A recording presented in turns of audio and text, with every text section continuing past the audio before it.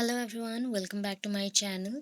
So, important MCQs all about the pedagogy part and their management system also. So यहाँ पे management के basis पे कुछ questions हैं जो कि इम्पॉर्टेंट है पेडागोजी रिलेटेड, जो कि न्यूएस्ट पेडागोजी मॉडल्स में इंक्लूडेड है.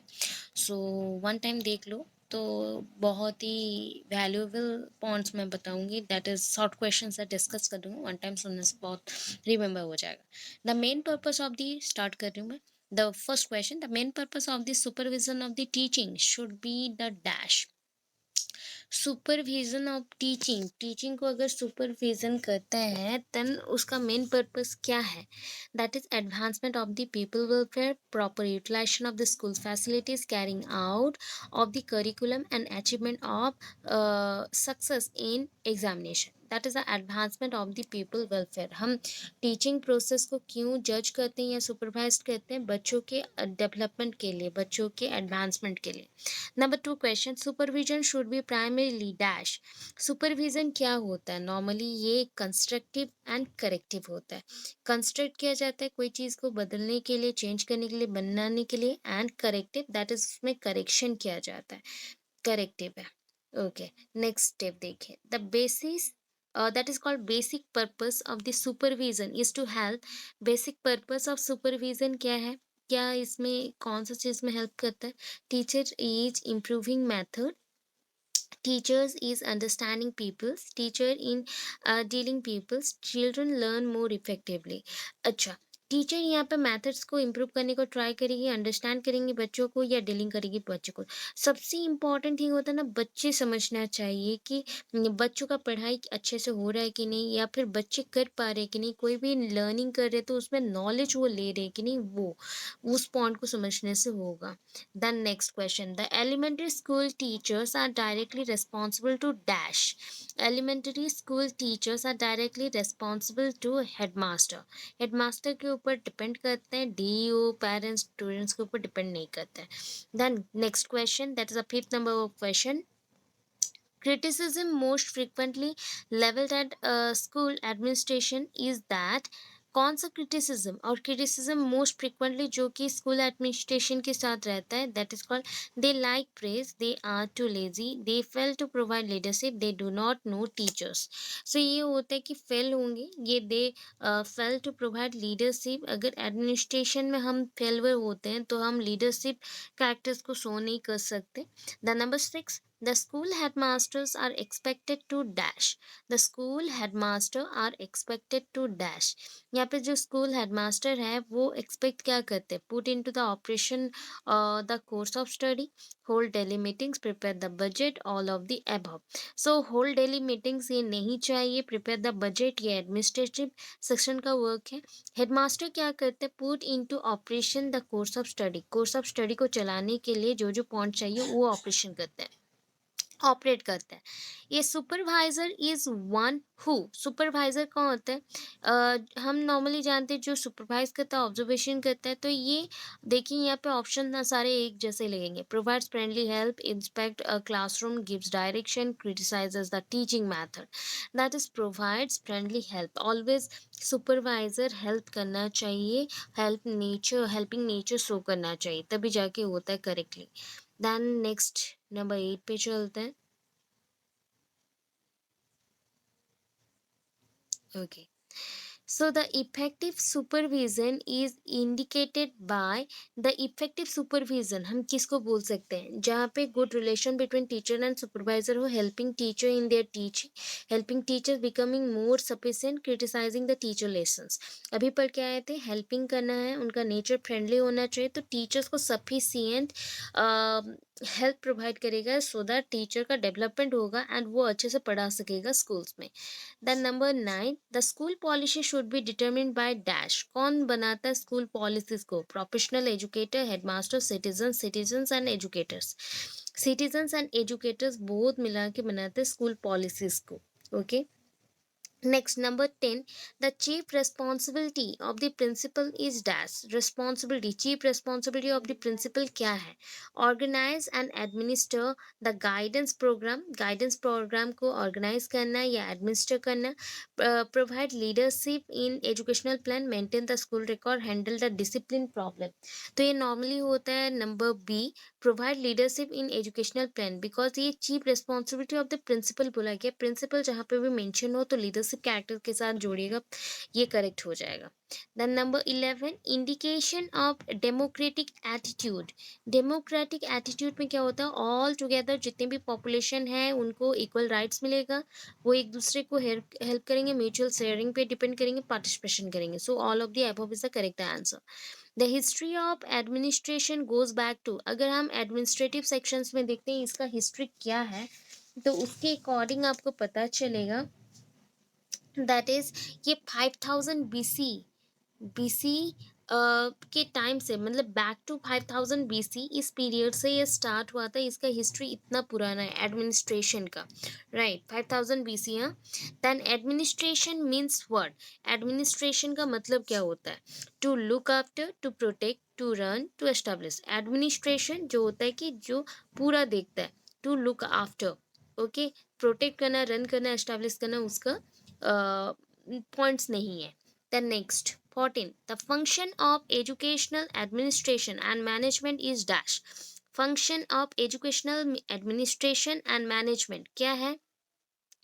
एजुकेशनल एडमिनिस्ट्रेशन एंड मैनेजमेंट पूछा गया, तो ये इंस्ट्रक्शंस भी देगा, नॉन इंस्ट्रक्शनल टास्क भी देगा, बोथ देगा, इंस्ट्रक्शनल नॉन इंस्ट्रक्शनल दोनों देगा. That is called curriculum. आप पढ़ते हो करिकुलम में दोनों टाइप के टास्क मेंशन होते हैं. Arrangement of physical, 15 number question, arrangement of physical resources is dash.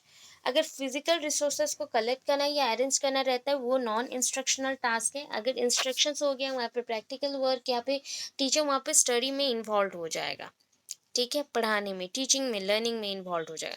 Number 16 में आते हैं, that is a provision of good educational environment dash. अगर गुड एजुकेशनल एनवायरनमेंट बनाना है तो वो हो गया आपका इंस्ट्रक्शनल टास्क, बिकॉज यहाँ पे एजुकेशन रिलेटेड आप बच्चों को one kind of knowledge provide करना चाहते हो, उसके लिए आपने कुछ अरेंज किया, तो that is a instructional task.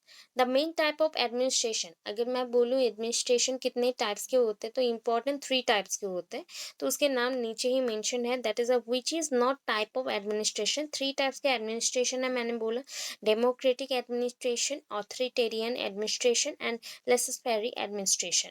तो ये इंस्ट्रक्शनल एडमिनिस्ट्रेशन इसमें नहीं आता है, ठीक है. Instructional administration is not a part of the administration. which is not the characteristics of authoritative administration. authoritative और authoritarian जो आपका है उसका पार्ट नहीं है, उस एडमिनिस्ट्रेशन का पार्ट नहीं है, कैरेक्टर नहीं है. authoritative में ना आप एक लीडर हैं एंड आप किसी का ध्यान नहीं रखते हो, जस्ट लाइक rudeness और suppressing the subordinates and strict discipline maintain करते हो, जस्ट लाइक वो बॉस होता है ना, बॉसी लाइक बिहेवियर शो करते हैं, लीडर है एंड वो बहुत स्ट्रिक्ट है, तो वैसे टाइप का बिहेवियर ऑथोरिटेटिव में शो होता है, तो यहाँ पे शेयरिंग नहीं होगा. Then authoritative administration is based on dash. ये होता है डिक्टेटोरशिप. डिक्टेटोरशिप मीन्स इंस्ट्रक्शन एक ही पर्सन प्रोवाइड करता है, तो डिक्टेटोरशिप. ओके, राइट आंसर हो गया dictatorship. Then democratic administration is based on, democratic पूछा गया है, डेमोक्रेटिक में ऑलवेज म्यूचुअल अंडरस्टैंडिंग रहता है, म्यूचुअल शेयरिंग रहता है, तो B is the right answer. Then question number 22 में चलते हैं, laissez faire administration is based on dash. तो डिक्टेटरशिप आपका हो गया ऑथोरिटेटिव में, लेसस फेरी आपका नेगेटिव थोड़ा है, तो यहाँ पे ना जो भी रहते हैं लीडर्स तो वो ध्यान नहीं रखते हैं कि उसका रिजल्ट क्या होने वाला है, तो नॉन इंटरफेरेंस, दैट मीन्स यहाँ पे कोई भी इंटरफेयर नहीं करता, जो जैसा काम करना चाहे कर सकता है, ऐसा नेगेटिव टाइप का है. डिक्टेटरशिप आपका अथॉरिटेटिव हो गया, म्यूचुअल शेयरिंग आपका डेमोक्रेटिक हो गया, लेसस फेरी आपका नॉन इंटरफेरेंस हो गया. For how many consecutive days absence without leave, name of the girl shall be struck off the roll. अच्छा, हम कौन से मतलब कितने दिन के लिए अगर छुट्टी ले जाए, लीव एप्लीकेशन या विदाउट लीव लिए, तो हमें एज ए गर्ल या फिर name of girls shall be struck off the roll. So हम कैसे एक गर्ल का या फिर बॉय का नाम को निकाल सकते हैं? तो यहाँ पे गर्ल का पहले बना था, तो गर्ल का नाम निकाल सकते हैं। That is a 6 days. अगर एक पर्सन, एक गर्ल एक 6 दिन क्लासेस नहीं आती है, विदाउट लीव लिए वो घर पे है या फिर क्लास नहीं कर रही है, स्कूल्स नहीं आती, देन उनका नाम निकाल दिया जाएगा 6 दिन के बाद। यहाँ पे बॉयज़ का आता है बिकॉज़ ये दोनों सेम होने चाहिए, तो क्वेश्चन डिफरेंट वे में दिया। For how many consecutive days absence without leave, name of boys solving struck off the roll, that is 6। इसके लिए भी 6 डेज है। नेक्स्ट क्वेश्चन चलते हैं, दैट इज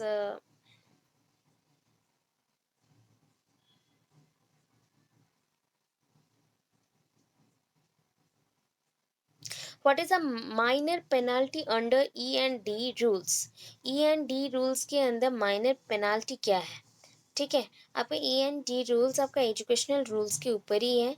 सो उसी के अकॉर्डिंग यहाँ पे क्या होता है ना, एजुकेशनल डेवलपमेंट के लिए जो जो प्रोग्रेस है, एजुकेशन एंड देयर डेवलपमेंट, तो उसके लिए सेंस्योर करना without promotion of increment, stoppage of efficiency bar और ऑल ऑफ दी अबव। ये छोटे छोटे माइनर पेनाल्टीज हैं ई एंड डी रूल्स के अकॉर्डिंग। अगर आपको, आपने अच्छा नहीं काम किया तो आपका प्रमोशन नहीं होगा, without promotion of increment, increment नहीं होगा, प्रमोशन भी नहीं होगा। आपके एफिशिएंसी बार को हम स्टॉप कर देंगे एंड आपको जस्ट लाइक थोड़ा मोड़ा सीज जस्ट लाइक किया जाएगा, बैन किया जाएगा कुछ कुछ वर्क से। तो ये all of the above is the correct answer. When E stock annually checked, कब चेक किया जाता है स्टॉक एनुअली रिपोर्ट को, या स्टॉक एनुअली चेक्ड कब होता है? दैट इज 30th जून। ये 30th जून में होता है। ओके, 26 नंबर का 30th June. What is a major penalty under E and D rules? वो माइनर पेनल्टी था, ये क्या है major penalty? Reduction to a lower grade and recovery of loss. आपको जिस पोजीशन में आपको वहाँ से हटा के लोअर पोजीशन दिया जाएगा एंड आपको बोला जाएगा जितना आपके लिए लॉस हुआ है उसको फुलफिल करने के लिए कंपलसरी रिटायरमेंट, कंपलसरी रिटायरमेंट, आपके रिटायरमेंट से पहले ही आपको रिटायरमेंट दिए जाएंगे। Removal and dismissal from service, service से आपको रिमूव किया जाएगा, डिसमिसल किया जाएगा। So all of the above dismiss किया जाएगा। तो ये ऑल ऑफ द अबव होगा बिकॉज ये मेजर है, मेजरली आपको हटाया जा रहा है, ऐसे मेजर अमाउंट के पेनल्टीज के साथ हटाया जा रहा है। कैजुअल लीव्स पर एनम कितने ले सकते हैं? एक साल में कितने छुट्टी ले सकते हैं? 15। ठीक है, maximum leave section sanctioned at an time under ordinary circumstances are. Maximum आपको लीव कितने दिन का दिया जा सकता है ऑर्डिनरी सर्कमस्टांसेस, कोई भी एक छोटे मोटे रीजन से अगर हो? 10 दिन का, मैक्सिमम टू मैक्सिमम 10 दिन का। earned leaves that a civil servants in vacation department can avail per month। अगर earned leaves that means जहाँ पे आप छुट्टी में रहते हो तो उस टाइम में जो अर्निंग होता है, तो कितने मंथ का या फिर वैकेशन में जो डिपार्टमेंट में वो वर्क करे ना करे तो कितने मंथ का उनको पैसा दिया जाता है? 1 मंथ का, पर मंथ उनको क्या होता है ना कि हम क्या कर सकते हैं, अर्न लीव्स एक दिन का जो छुट्टी वो लेंगे, तो पर मंथ का अगर वैसे करते हैं तो 2 साल में उनका 24 हो जाएगा, 1 ईयर में 12 डेज वो छुट्टी ले सकते हैं एंड एक एक दिन का उनको पेमेंट दिया जा सकता है। अर्न लीव्स है। Earn leaves that a civil servant in non vacation, non vacation में हुआ तो चार चार दिन का उनको दिया जाता है। Earn leaves that a civil servant in non vacation department, non vacation जहाँ पे वैकेशन नहीं मिलता वैसे डिपार्टमेंट में है तो उनको 4 दिन की छुट्टी के लिए भी पैसा मिलता है। The earn leaves account of gazetted service, gazetted service के लिए अगर हो, सर्वेंट्स के लिए जो गैजेटेड है मीन्स उनको कुछ रोल दिया गया है एंड वो परफॉर्म कर रहे हैं, बहुत ही हाईली ऑथराइज्ड मेंबर्स हैं, तो उनके लिए क्या है? सो ये मेंटेन किया जाता है किसके थ्रू? डिस्ट्रिक्ट अकाउंट ऑफिसर के थ्रू, डीएओ। डीईओ नहीं है, डीएओ है, वो मैनेज करते हैं ये सारे पॉइंट्स को।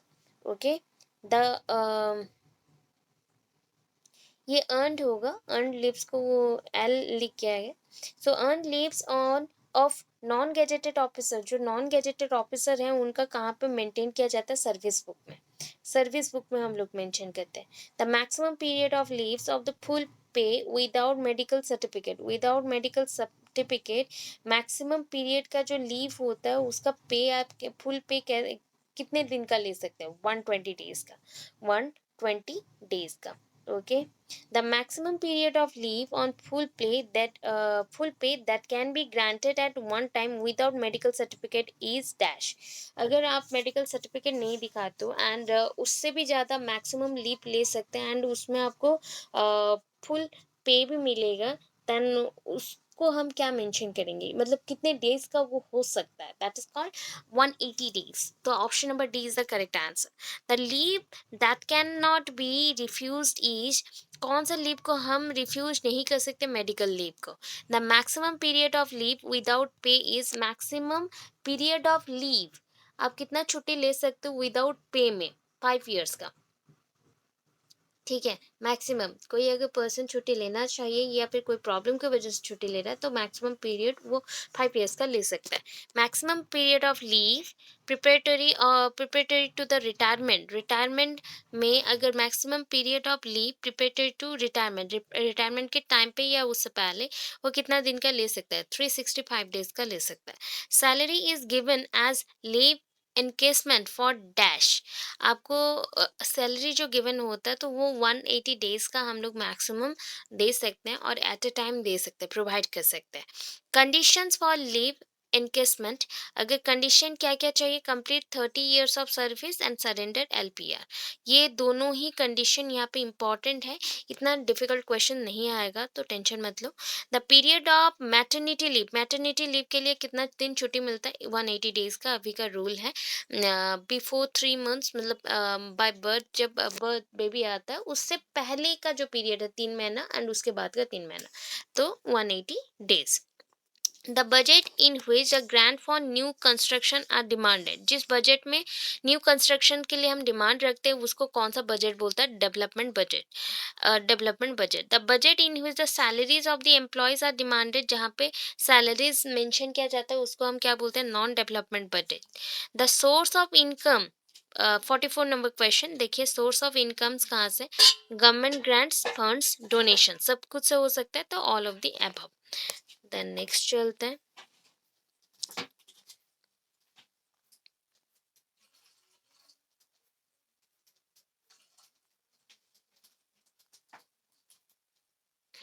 Funds from school are received from dash, funds जो स्कूल को फंड्स मिलते हैं वो कहाँ से मिलते हैं, स्टूडेंट से.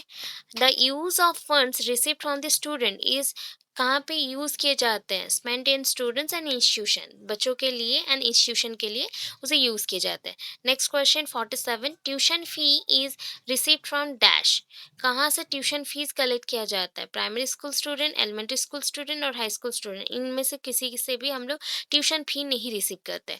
Money received and dispersed is entered in dash, आपको मनी रिसिप्ट कहाँ पे दिया गया या डिस्ट्रीब्यूट किया गया, इसमें कहाँ पे मेंशन रहता है, कैश बुक में. That is not log book, that is called cash book. The least distance for which travelling allowance can be availed, आपको ट्रैवलिंग अलाउंस, ट्रैवलिंग के लिए भी पे किया जाएगा, कौन से कितने कम, अति कम में कितना डिस्टेंस होना चाहिए, दैट इज नंबर 49.